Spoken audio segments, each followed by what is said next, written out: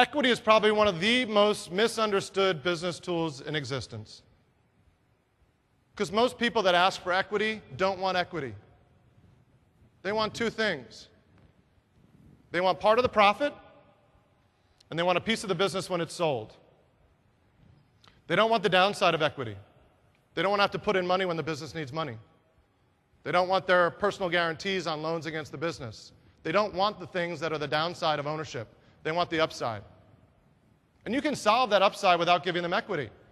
But as a neophyte, as that 2-year-old business owner that is so happy to get this new senior executive into their organization, and I can't pay him as much, so I'll give him some equity,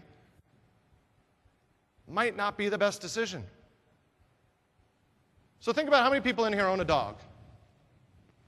So when you got that puppy, let's say you're 18 years old and you get a puppy for the first time. And you say, I love this puppy, he's so cute, he's really wonderful. But now you're 25, you're single, and you want to travel the world. But you got this puppy that you're responsible for. Same thing with a partnership. At the beginning, the partnerships seem great, don't they? Wonderful, I've got this person I can bounce ideas off of. And then you start doing this. And you start having differences. Skill differences develop. Because in this industry, most of the partnerships, not all, but most of the partnerships are a salesperson and a technical person, right? So you got one person who can create demand and one person that can fulfill it. But there's some challenges there. I'm going to generalize, so don't take this badly, but in my experience, those that are on the sales side, probably because they're out more and they're with clients more, tend to grow at a faster rate than those that are technically bent inside the company.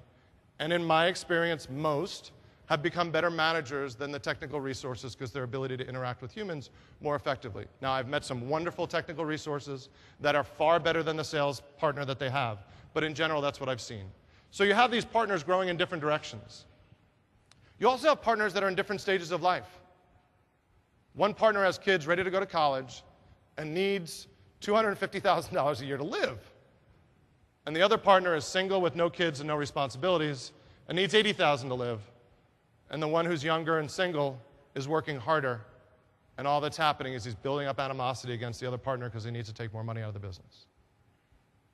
So when you start a business and you bring in partners and you offer equity to those people in the organization that you think are going to be key to your success, I would ask you to just think about it twice.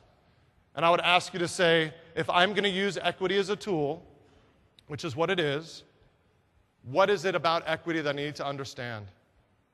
If you want people to feel like they have ownership of the business, I have met many companies where people feel like owners where they have no equity in the business.